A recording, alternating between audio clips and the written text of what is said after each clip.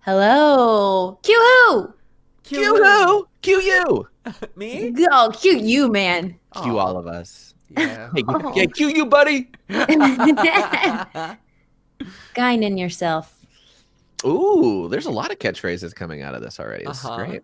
Okay, well, that'll be the whole Mission episode. accomplished. I actually don't fully understand the title of this. Yeah.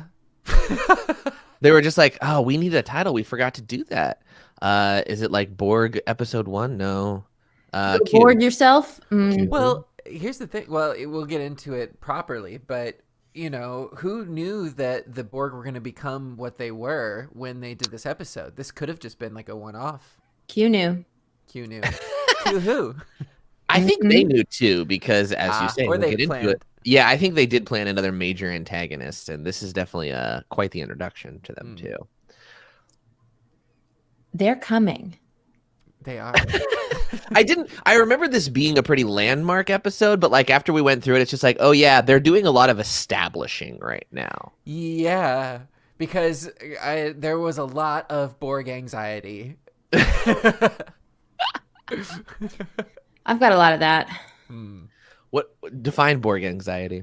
Well, speaking of someone who has played in a campaign of Star Trek Adventures for like a couple of years now, whenever any cube or sphere-like ship appears, the instinct, and rightly so, is, oh shit, let's run. Yeah. Get out of there. Yeah. Go, go, go, go, go. We're fucked. I guess mine would be the opposite. It's a deep anxiety that I'm not part of the Borg and I have to make decisions and think for myself. Uh-oh. Yeah, think of how great it would be if it's just groupthink all day long. No one ever can fault you for doing the wrong thing.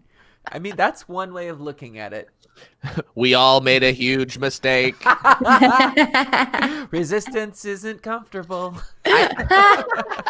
I know what you're saying, Xander. Well, because of Star Trek Adventures, the role-playing game, but also what I remember as a kid watching the Borg, thinking they were the most impressive antagonists we've seen yet, because they were really so scary. unstoppable. Yeah, and we get tastes of that in this episode, especially midway through when they fire like a photon torpedo, 2 of them, right at the ship, and it does no damage. Whereas previously their phaser heads like ripped it apart, and it's just like, we choose not to take that damage anymore. Right.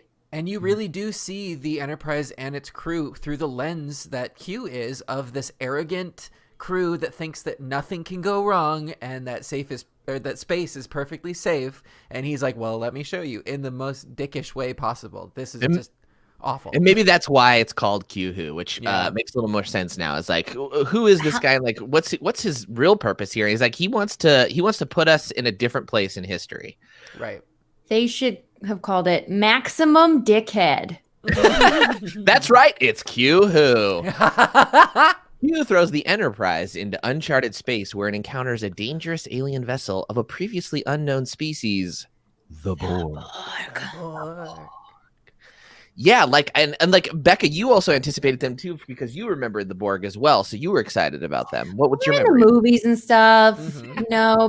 Picard becomes a Borg someday. I don't remember. Everything's a vague detail. Sure. I do remember being very attracted to the Borg, and also separately, my older cousin who had a computer when like we had a 386 at home was gaming, and he had a Star Trek game where you were playing against the Borg, and I've never played that game and I don't know what it's called, but someone does, and he's probably in this broadcast room right now. And you would play against the Borg, probably the Borg Queen at that time? Maybe? That sounds right. Right?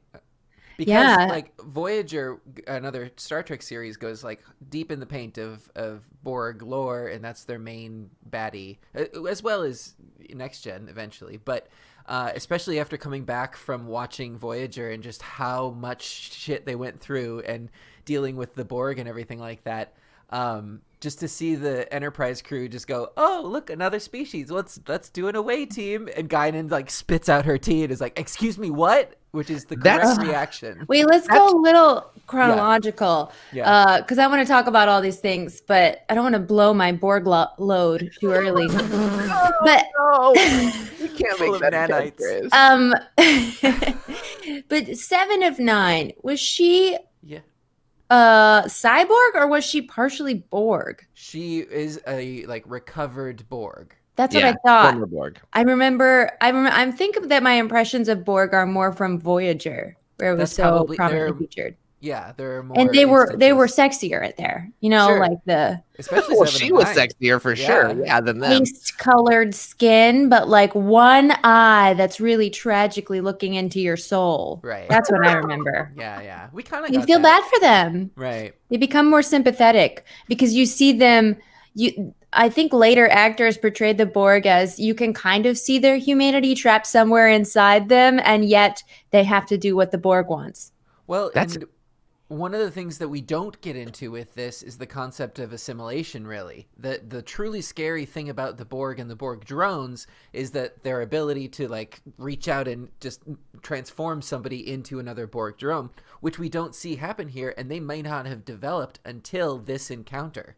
Interesting. Yeah, it's the same fear that zombies hit on of the scariest part about us is that you will become one of us. Yes. Speaking of becoming one of us, this ensign character that we get with Geordi is such a Becca character. Gomez! I could see you even doing the voice and playing this character to a T. I could see you bringing hot chocolate into engineering. Yeah. I would totally bring hot chocolate into engineering, and I would pass it out to everyone there because you have to say please and thank you to a food dispenser. And once you start doing that, then the food dispenser is going to just want only you to be the one interacting with it. Give me a trial for my own humanity. Yeah. Sonia really made a really good point about new life and respecting other life that becomes a theme of the episode. Yes. Well, let's talk about it. To Siri? Yeah, do you say thank you to Siri or Alexa? I do sometimes. I curse her out. Curse her out, yeah. Yeah, I've since unplugged. She can't be in the bedroom anymore. Sure. You don't she trust interrupted too much. So then do you trust a replicator? Are you going to suspiciously look at a replicator wondering what's in that hot chocolate? I'm an anti-replicator. Oh. Well, here we go. Well, I want the things it gives me, but I don't want to deal with it or have it be listening in on my conversations. But how will it know how to best serve you, Becca? It needs to know your craving. You sound just like Alexa! Get out of my head! So, the beginning of the episode, we're introduced to Sonia Gomez. Is that her full name? Yes. The new ensign in engineering. She was intended to be a recurring character, but she... I don't think will be. I think we'll see her in the next episode, and then we don't see her again, unfortunately. She's in the next episode. She is, yeah. They do this a few times with ensigns or certain characters where they tried them out, and I just don't know why, but didn't quite work. But that said, she was fun and a different energy in the room, I thought. Strongly disagree with not keeping her on. I thought it was nice for Geordi to have a little foil, a little protege. Yeah. Not little. She's not little. She's younger. We see this a few times, and that's, I think it gives a sense of the ship being larger than what we're seeing from just the bridge crew or just the main characters that we interact with all the time, that there's a ton of people on this ship that we don't really get to see, below decks, the family members, all this stuff. And we're in an era where they can sort of bring in a character, test it with the audience, and be like, oh, they didn't really care for that one, and put it back into, oh, they're just working somewhere else. But we see something like Colm Meaney with O'Brien, who's now more regularly occurring. Because he tests well. He tested well, apparently. Let me tell you, I did a quick test of Colm Meaney when I was watching this episode this morning. I had it paused on a shot of Colm, which was down from him, so it was very lower chin heavy in terms of his look. And Katie walked by and she's like, he's interesting. I go, Becca actually has a huge crush on him. She goes, well, that's not a very flattering angle. I go, yeah, but it's his accent that does it.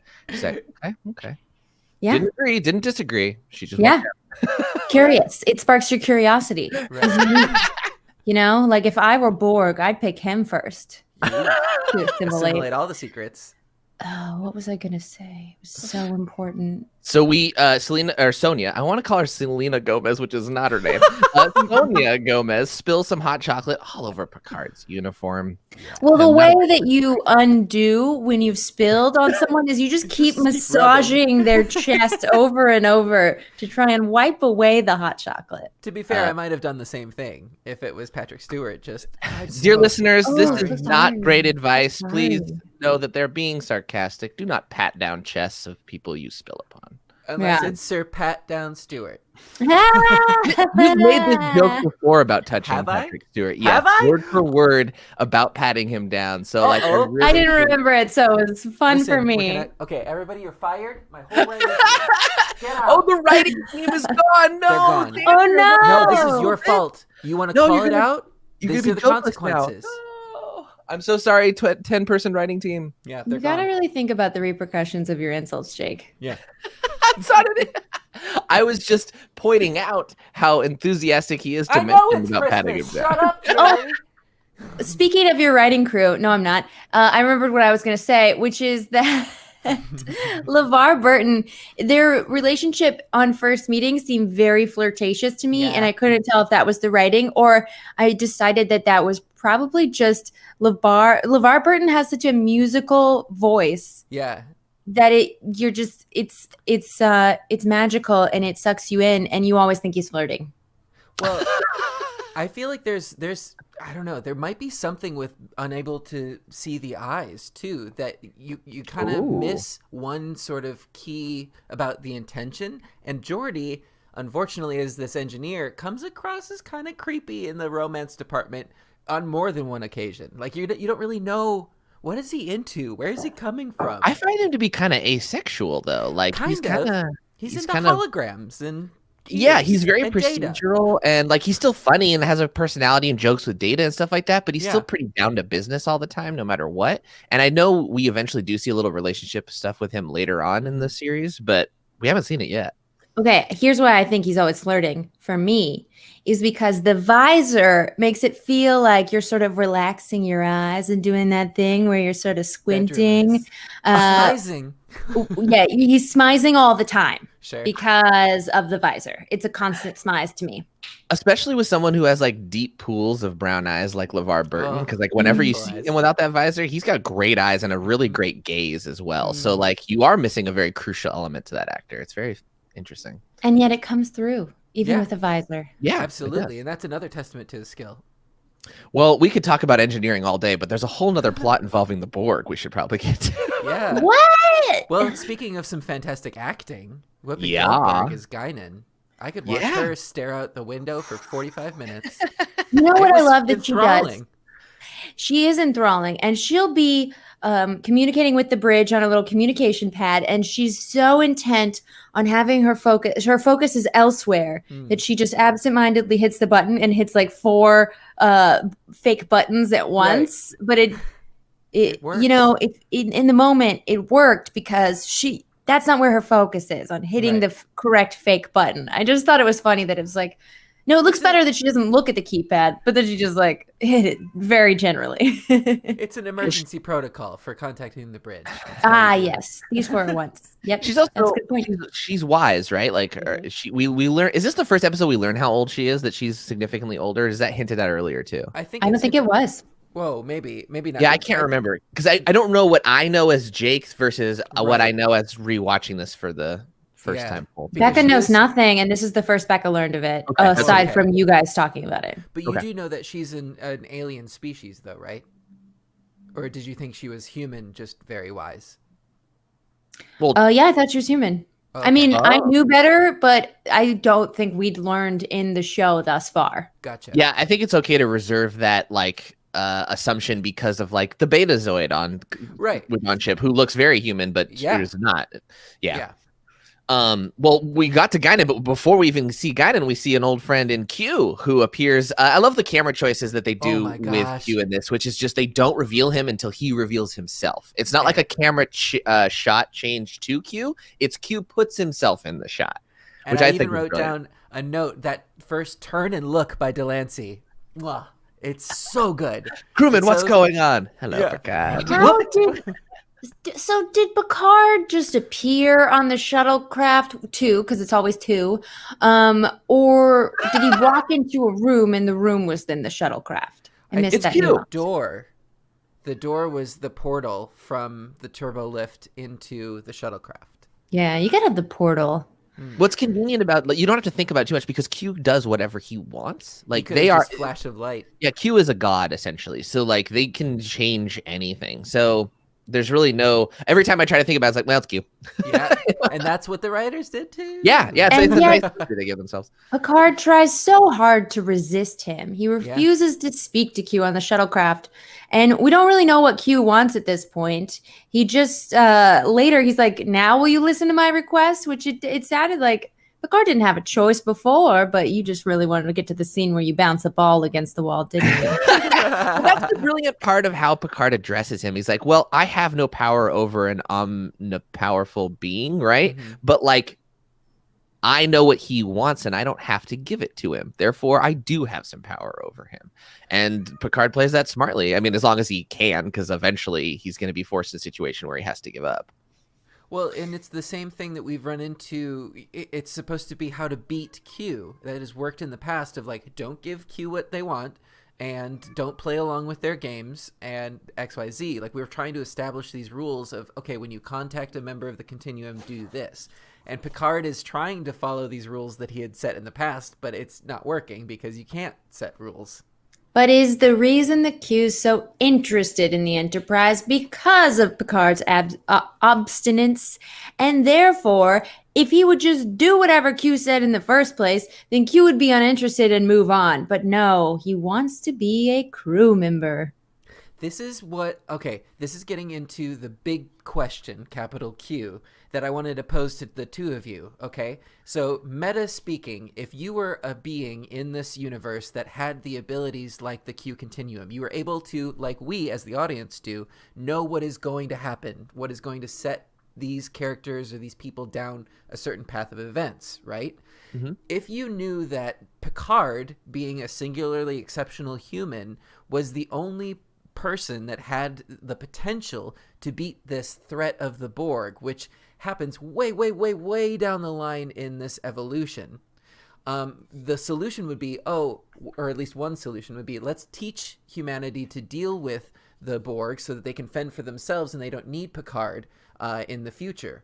Or let's bring the Borg to Picard and have him defeat them before there's even that first encounter or a chance for them to build up to it.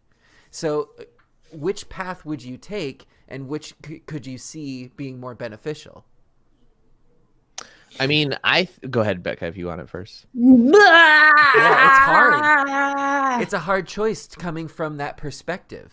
I would think that, like, I wouldn't care too much about what goes first if I was, I don't know, this feels, the minutia of it, it becomes minutia. I mean, the specifics of what you're talking about isn't minutia, right? But at his level, it is, because they're all just freaking playthings. And as we all know, power corrupts, and he has infinite power. Therefore, his thinking is corruptive. Like, he's just playing with these toys on the beach, right? And whether he throws them in the waves or he brings the waves to him and waits for them to get there, it doesn't really matter to him. He just wants to see the collision.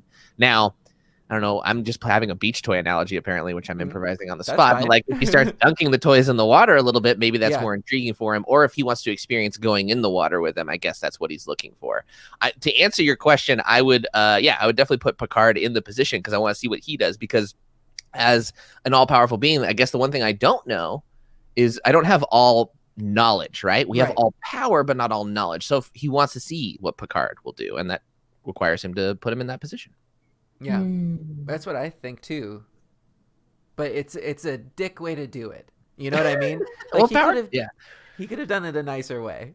Well, and seeing what will happen and knowing that Picard will not have power to be up to the Borg's level at this point in time, he just wants to be impactful and be remembered and say, look, I can help you. I'm going to dangle you above the ocean, but not drop you in. Just waterboard you a little bit, Barbie doll, on this beach. And some 18 people. We'll throw them in, but that's fine. Can we stop for a second? Is that little girl waterboarding her Barbie? I think so, darling.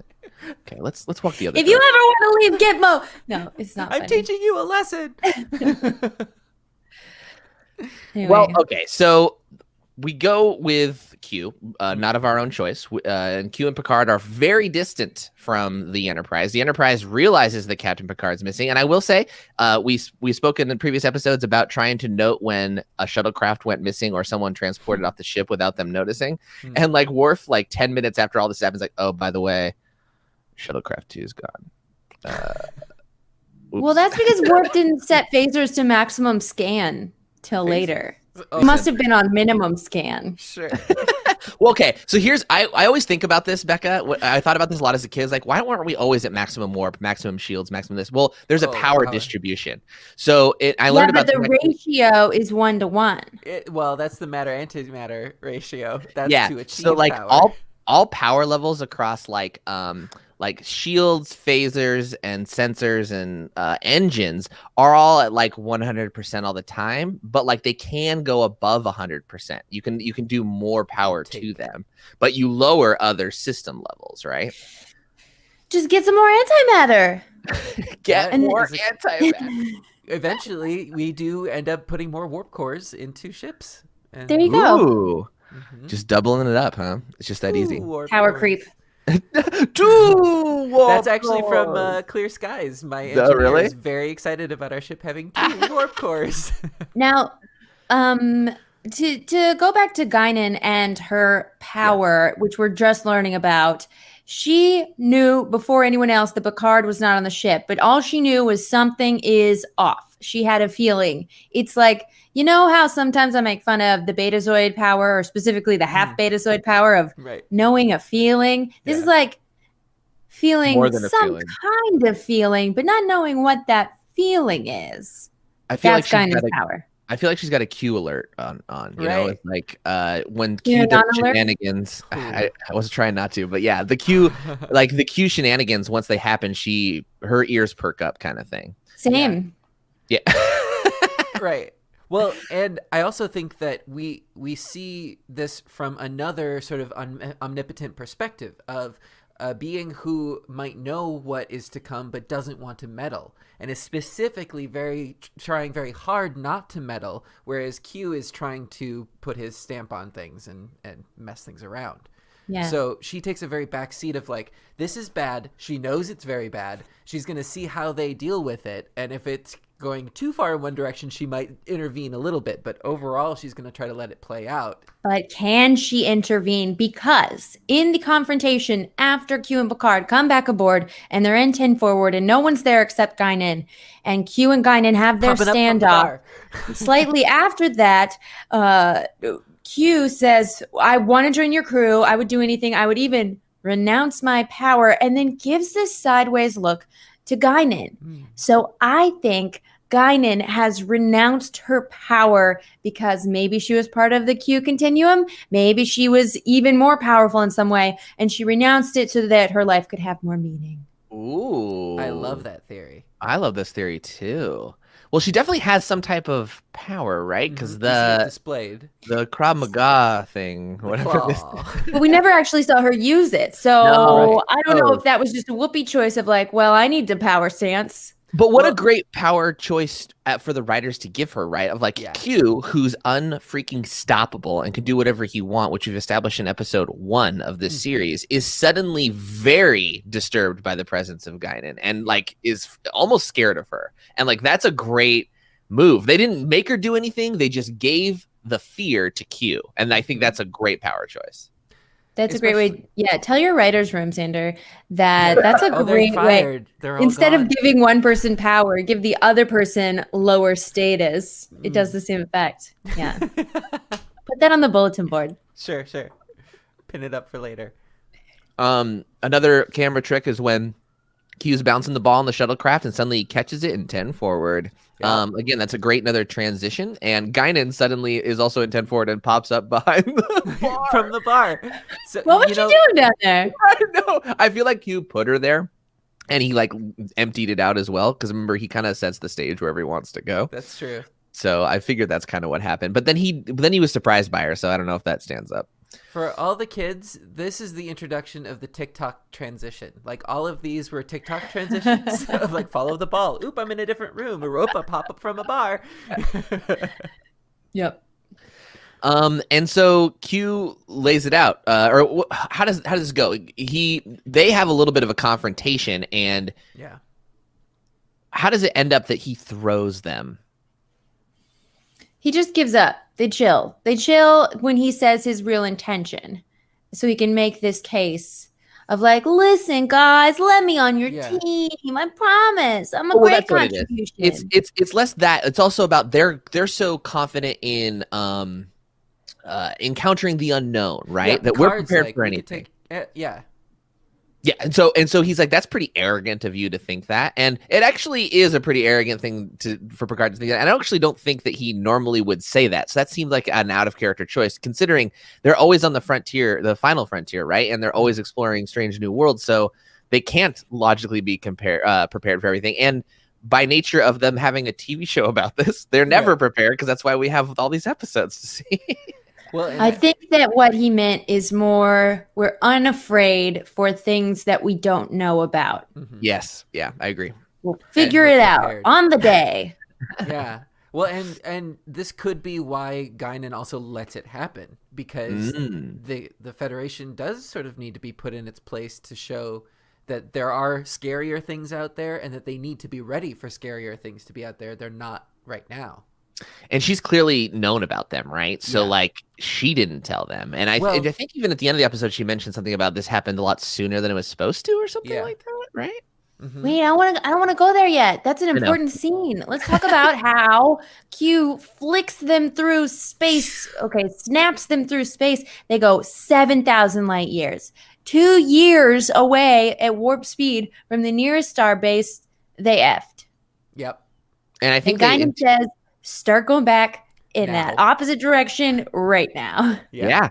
Because what's 2 years compared to what you're going to go? Yeah, same. Yeah. And so Picard very thoughtfully and wisely says, I'm going to ignore Guinan and just explore around here for a little while. This is the beginning of the Borg anxiety.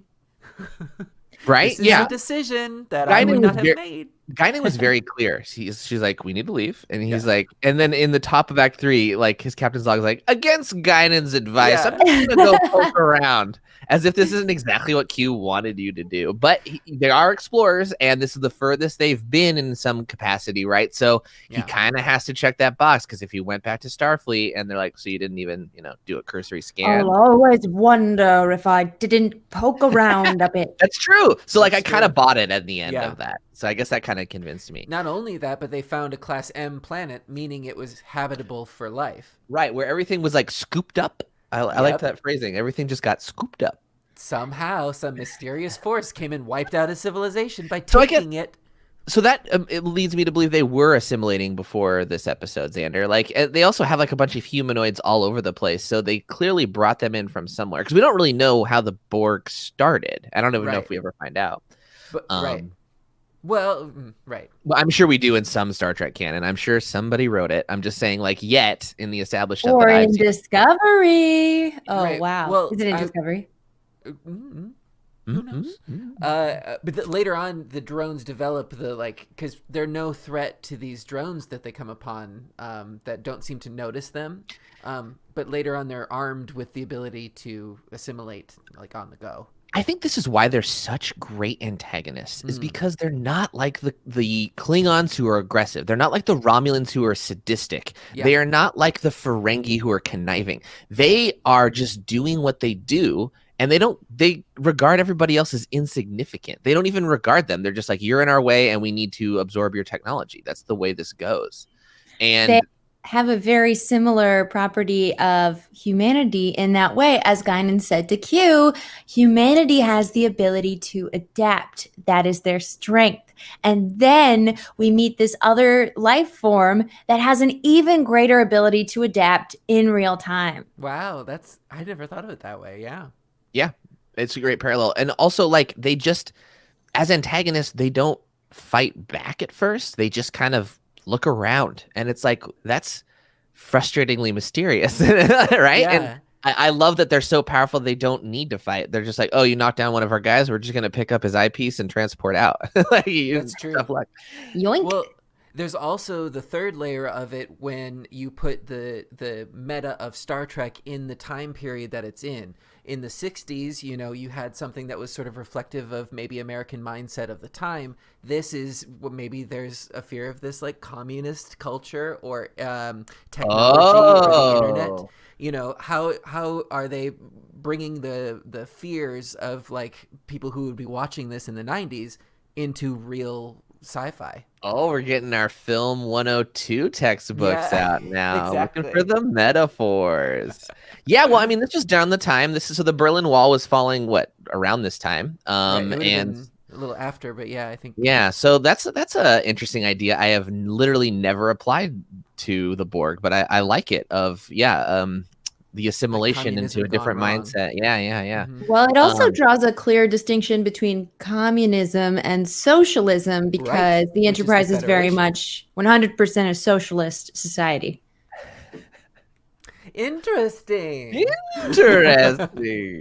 Back on in 10 forward, I like a line that Q gives applies to Guinan, where she or is it vice versa? Who says this to whom?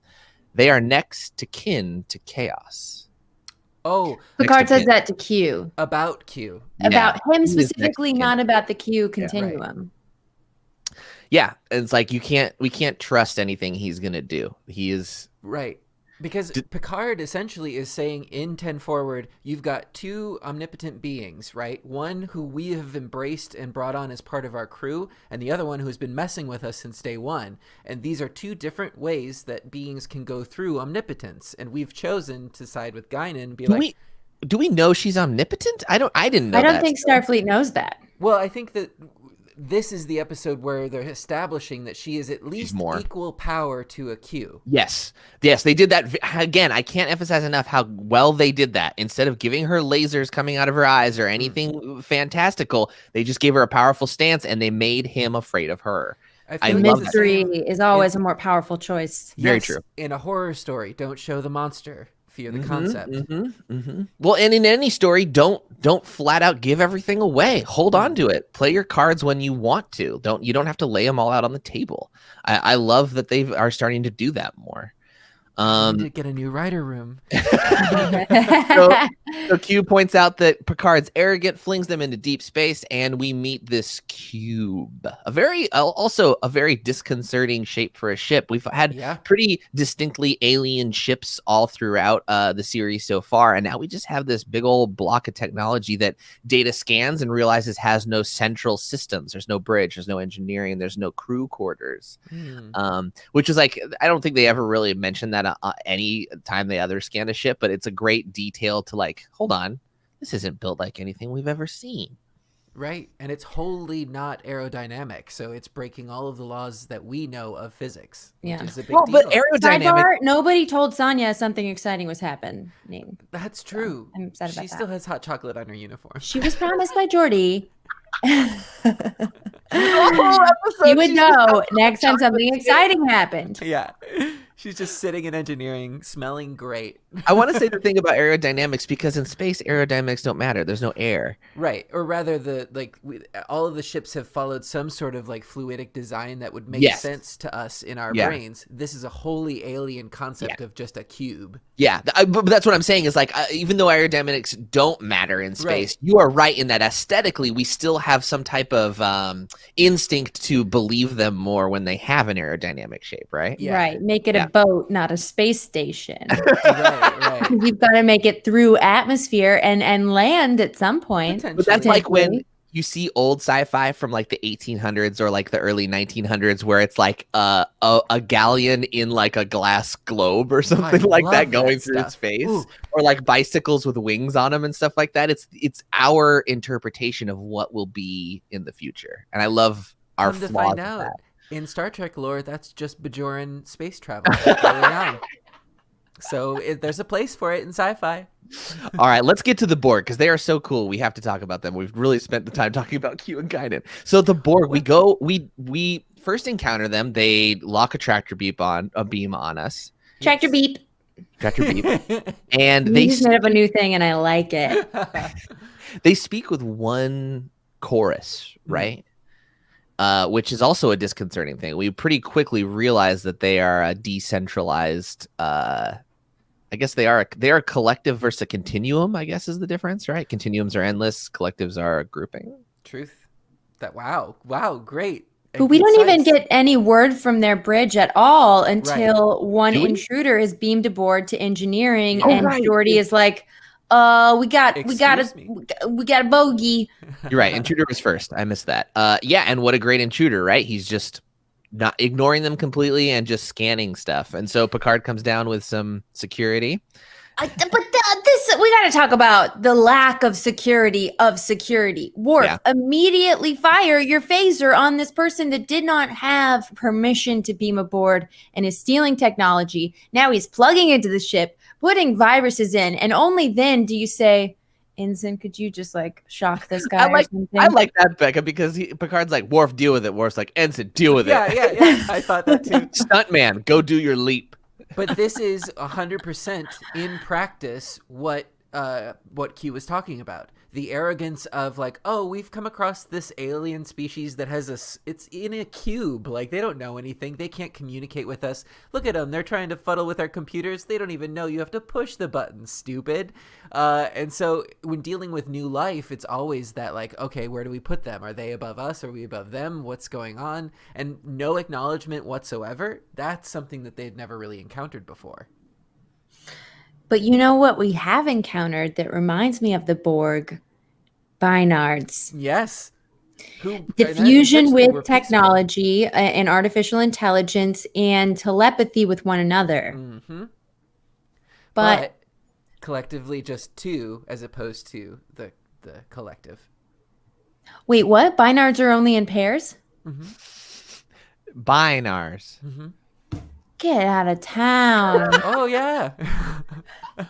There were 4 of them in the episode we watched, but 2 pairs of 2. Right. I see. 11001, 01001, 11001, 1000. Wow, it's really single shaming. Was my favorite. Fred. What happens if they pair for life and they lose just one? Well, isn't that the tragedy of it, Becca? Do they just lose one, or do they automatically just lose 2? So much to explore. Yeah. Don't know. Guess we'll find out. They disable this Borg after having to use lethal force on it, and another Borg instantly transports onto the ship, does a scan, shows that they can modulate their personal shields to just shrug off phasers, which we're going to find that's a big deal in future episodes, as I recall, and grabs his dead partner's equipment, and they both transport out. Another feature about them is that they are never leave behind their dead, right? They're like Romans in that way, the Spartans. It's more of Spartans. Who is that? No, it's the. That's tech that can be reused. That's tech that can be reused, and they don't want other people getting a hold of their tech. I guess they wanted to show that part of like it's more about salvaging the parts than about honoring the dead, and that's why he picked up the eyepiece on their ship. But if he was bringing the whole thing back, he could have taken the eyepiece back on their ship. Yeah. So after this intrusion, after this very intimidating like first encounter, after Guinan specifically says let's leave, we all sit down for a meeting in the observation lounge and we agree, let's do an away team mission. What? Riker, you're crazy. You're such an insane person. No, this is a really bad idea. This is like the spike of the Borg anxiety. I feel like Riker has a tattoo on his palm that just says options, and there's a list of them, and there's only one. It just says away team ? And he always looks at it when he's like, "What do I need to do next?" There are 2 options. One is away team. The second is horny. So, yeah. Thank God he went with away team for this one. I like that the option is just horny. It's not an action. It's just be horny. Just be horny. Well, in between the away team and that first encounter with the Borg, that's when somebody took an ice cream scoop out of the ship and just took a whole cross section. They used some interesting miniatures to kind of show a dollhouse cross section of the levels that were being just extracted. I loved that. Yeah. I think they're really trying to get across the horror of, because we've been so comfortable. We've run into some dangerous danger, but the doctor can always bring us back, but not if the whole thing's sucked out into space. That's what's so cool. The Borg didn't damage the ship and some people got killed. The Borg took a sample of the ship. They did a biopsy on us. Exactly. And took 18 people, presumably to be assimilated. We say we lost them, but I'm sure we're going to see some of them in a future episode, right? In some capacity. And then Worf uses photon torpedoes to blast out this laser that cut this cross section. 20% of the Borg ship is damaged for the time being. Now is the moment when you use every last torpedo and you blow up their entire ship. Yeah. I was upset that they missed this opportunity and Picard decided to call another meeting. So there's always that push and pull of being explorers / ambassadors for new species and also protecting the ship at all costs, which it's not always all costs. There's a cost that's greater than the ship sometimes, which is, I guess, intergalactic diplomacy. Well, you would think that, except for when you deal with the Borg, because that's how you get 7 of 9s. Well, right. But this is our first encounter with the Borg, right? In fact, so actually, true. Is this the first encounter with the Borg for It Starfleet? is. Yeah. So this is the first time we're ever encountering them. So we can give them the benefit of being wrong. Still, that Borg anxiety was real. Just get out of there. Go, go, go now. God. Sometimes you got to throw the Prime Directive out the window and blow shit up. Yep. Put that on a t-shirt. Yep. So we go on board the Borg ship, and what an impressive ship it is. This is one of the coolest matte paintings of the series so far, as this giant, industrial corridor of just endless rows of Borg. Reminiscent of a prison, really. Yeah, that's what it is, right? It's definitely a prison for what they've assimilated. It's a housing unit for all of the things that they've brought on. Mm-hmm. And what we're rapidly learning is we're not really learning too much about them. Again, this is what I love about this episode is they don't explain everything. They show some weird, odd behavior, and we don't put it all together. We make a lot of assumptions, but even the crew's very speculative. When we go to the nursery, which was a very interesting section, and there's these baby Borg. Yeah. It's we're kind of assuming that I guess we insert artificial intelligence into them at the infant stage, and they can do this already. So they're actually growing people too. Ooh. Yeah. What a cute little baby Borg, by the way. I'm kind of disappointed they didn't put white makeup on him, but I get it because it's a baby. But still, we're a little Borg baby. It's showing that they start very humanoid, as Riker describes. One sidebar: no one ever wears air tanks in Star Trek, and sometimes you're going onto a ship where you have your vital signs have told you there is no life form here. Yep. So why would you think that the air is breathable? Yeah, that was a big. The TV answer for that is they scanned and okay, it's good enough for us to be over. And the TV production answer is always are we gonna put them in freaking helmets again? That's why everything is an M-class planet they visit. Right. And if it's not, it has some type of mysteriously breathable air. Yeah. It's they don't want to. They give don't them a want little tube in their mouth, But again, that's okay. But a little tube in their mouth is going to stop some cool glasses. So your eyeballs don't get sucked out into space, Jake. Again, they want their actors to act. So impeding their face in any way is going to be a problem. Okay, when I have my space show, right. We're just going to put little tubes in our mouths and cool glasses. Let me point out why this is the case. Look at other sci-fi shows since Star Trek: The Next Generation. We actually have had we've gotten better about realism in atmosphere. We have a lot of characters with full-on helmets that have lighting in them to display their face, right? That's TV totally thing. Impractical. But it's very impractical because you wouldn't have light shining on your face. You'd have light shining out, so you can see things. But instead of giving people tubes and glasses, what we've done is we've illuminated their face even more. Right. So it's definitely a TV / production option to show faces as clearly as we can and still do it in the best we can in a sci-fi world. Mm-hmm. Okay, I'm just saying tubes would be good. You're not wrong. And the thing is, I think that sci-fi in this case is exploring what is possible, and we kind of strive to become that too. So, eventually we want to be able to travel around without suits and just trust that there's breathable atmosphere everywhere. Yeah, but then the case becomes, oh my God, you guys get the fuck out because this ship is repairing itself. Yeah. And not only that, like the anxiety spikes with Riker, and then they send Data, who I get because any atmosphere and he's very strong. But like when he's touching the pads, I'm like, when he like climbed in, he's like, I'm gonna try this out. It's like, you're not Goldilocks in the house, bud. You don't just try out. Imagine if it had just turned on, like the end for everyone, right? Like, game over. You see what's happening to the people that are standing there. Why would you do that? It's like Worf's trying to climb into one of the nursery shelves. It's like, no, guys. Gosh, but I do want to see that. There was a weird like beat when Picard, Riker messages over, and Picard's like, describe the nursery, and there's just too long of a silence where Riker's just taking everything in. He's like, a baby. They notably have only a very quick shot of that baby, and my directorial brain is like, if they lingered on that shot for too long, he'd be too cute, and you'd feel way too sympathetic for it, and you'd like, why didn't they rescue the baby? Yeah. Right? Don't work with kids. Or you only get a glimpse of it, and you're like, okay, it's just a baby. We're going to shut the drawer again. Shut the drawer. It can breathe in there. It can. It's got tubes. Happy. As far as they know, got as many tubes as you would like back in the day. Finally, we get some tubes. So, well, go ahead. Can I talk about the image of the ship repairing itself? Because this is something I had a major problem with. They are the fusion of organic life and artificial intelligence and mechanical life. But there's no way that metal will be able to grow and repair itself in a way that mimics organic life.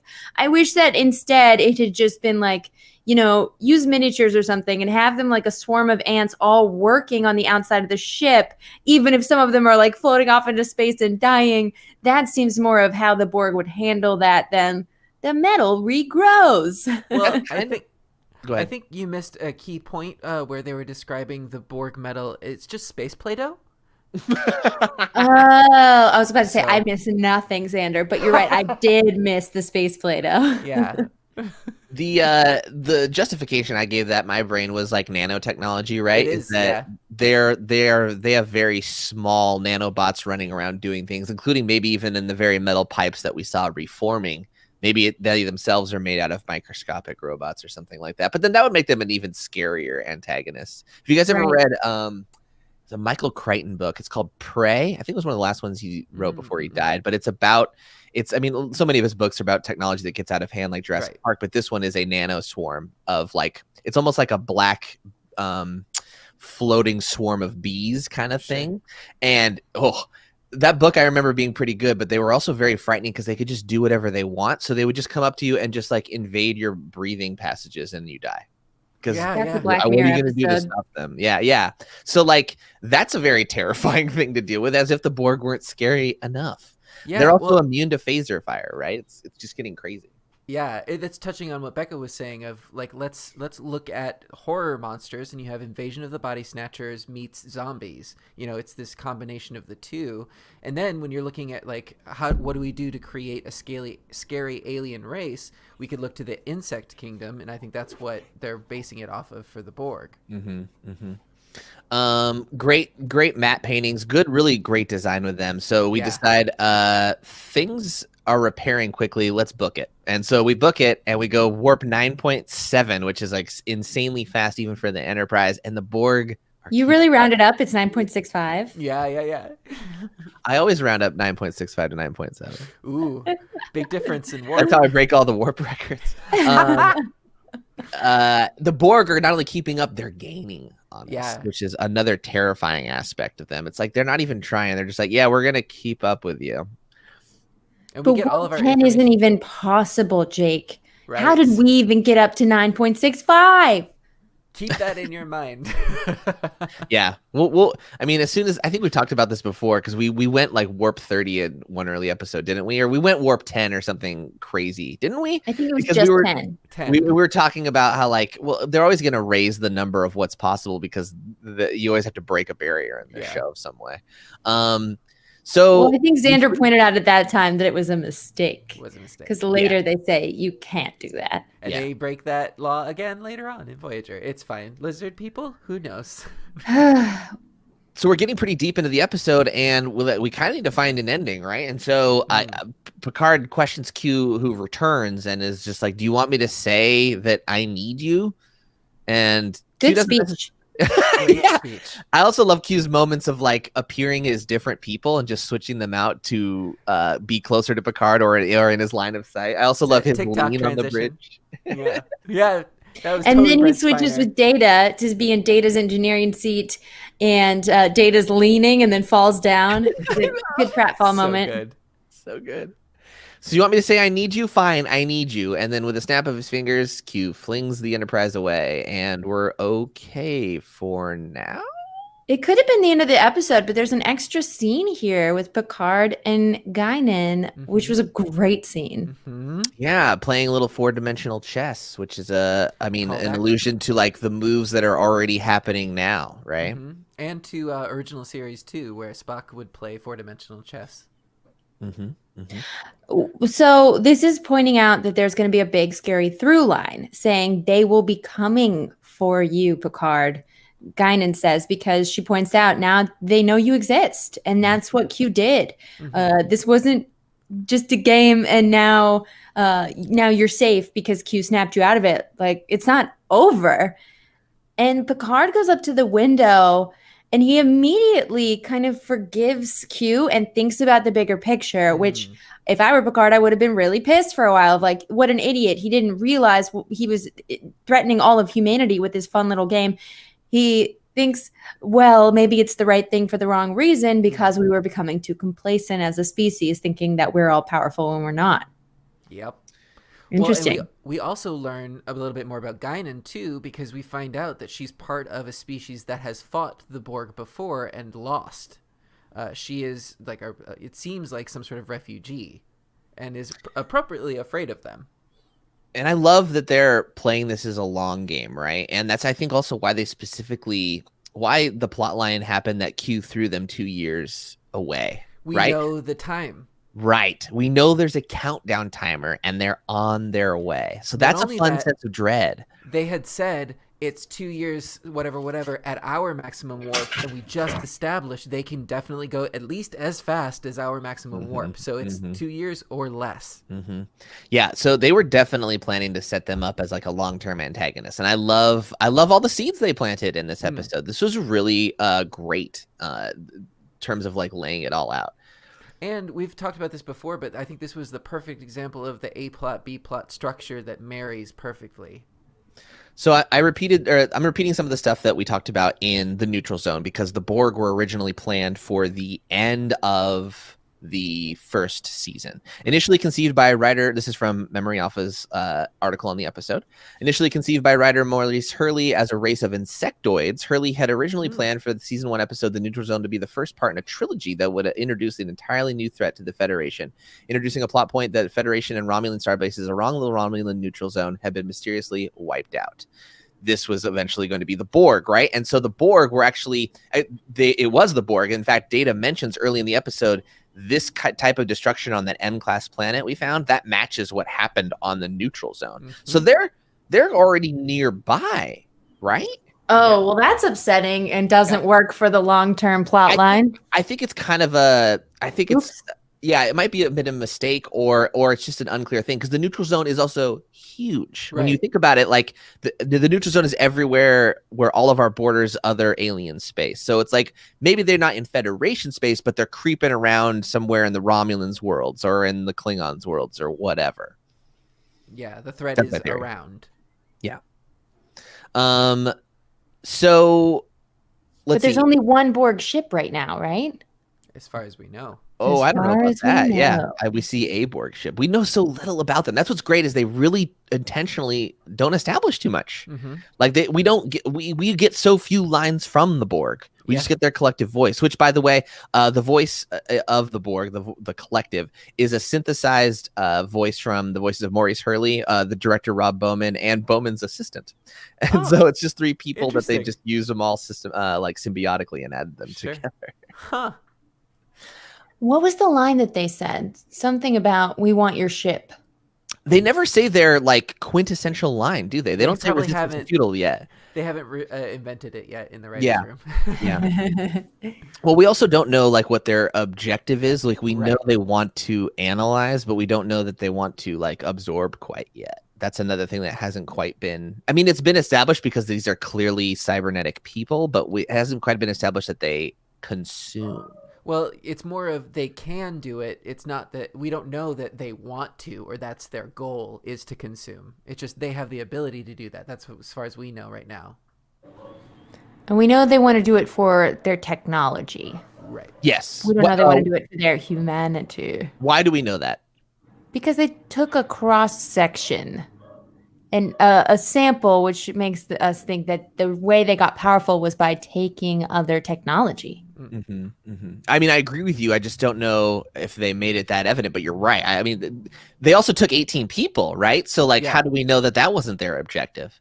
We also saw them rescuing parts from or harvesting rather. And that's also a very clever production way of getting around. Let's use whatever looks like a machine part and just glue it on some actors. And well, they just hodgepodge whatever's around, right? Yeah. The ultimate recyclers. Mm-hmm. Costume designer Jarena Wood recalled, I was tired by the streamlined stainless steel concept of scary. With the Borg, the idea was that the drones lived for centuries and that their body parts would wear out and be replaced with mechanical body parts. I wanted to show that they didn't wear out uniformly. So some of them had eye patches, some had fake legs or arms. And again, I like that. There's always a uniform to a lot of the alien species we meet, including in next episode where the guys all very much look the same. And like the Romulans have a uniform, the Klingons do, but these guys are all distinct. And they all have different things based on what they've been through in their own assimilation. Which is ironic considering that they're not distinct individuals. Yes. They make themselves as a collective of individuals. I like that. Wow. Weird nuance. Great, huge episode. We will be seeing more of the Borg, notably for how like big of antagonists there are. I think we only see them in like 4 or 5 other episodes in the whole series. Yikes. Well, when you have an all-powerful opponent, I guess that's what Q is too, but you can't have them every time. Because that's the thing is like they pull out their big guns when they need them, right? I think that's, again, another credit to the writers of the show is like they didn't use the Borg all the time. It's like, well, we need a big episode. Let's put them back in here because they're our biggest thing. It's like, no, we need to keep them in the back pocket for when they are really relevant. And that makes them more scary because like Xander says, like Xander's writer's room, don't show the monster. Every time they come up, we are terrified of what they could potentially do. I was going to say, this is a systematic Pavlovian Borg anxiety that the writers have given me, and I now have. And that's everybody. That's run. I'll put the sound of a tuning fork in the recording as well. But like I'm salivating for some. That's another aspect. That's another aspect of this show that I really like in comparison to like the Star Trek, the new J.J. Abrams movies. Is like the Enterprise is always outmatched. Star Wars in the Enterprise. Lens Flare, the space series. But like they're always very outmatched by a technologically superior species in those movies. And while that does happen in the TV show a lot, it usually doesn't come down to they're just getting the shit beat out of them by another ship. Like this is the case where that always happens. And I love that this one of the most powerful ships out there in the Federation side is just like a toy compared to this thing. Yeah. And that always made it seem scary to me as a kid. It's like, well, what are they going to do? Like we always fell back on phasers. Like what's Riker going to say now besides shields up? Because that's not the only thing you can do. Well, notably, too, the photon torpedoes, which were supposedly the most powerful weapon that has been developed ever, affected them once and now does not work. Yep. Love it. Yeah, that's what the new movies are missing. That sense of mystery, that sense of we must figure out some sort of trick or diplomacy. We have to outthink them because we can't outrun or outdamage them. Yeah. That was more interesting. Yeah. Well, speaking of a little bit of trickery and a little bit of outthinking, our next episode is Samaritan Snare. It's the episode where Picard must undergo a serious medical procedure while the crew deals with a ship which lures the Enterprise away in hopes of stealing its technology? What? Another spoilers. Let's set our sights on next week's episode. Engage. Wow, great segue. Thanks. Okay, bye everybody. Bye. Okay, I love you. Bye-bye. Bye.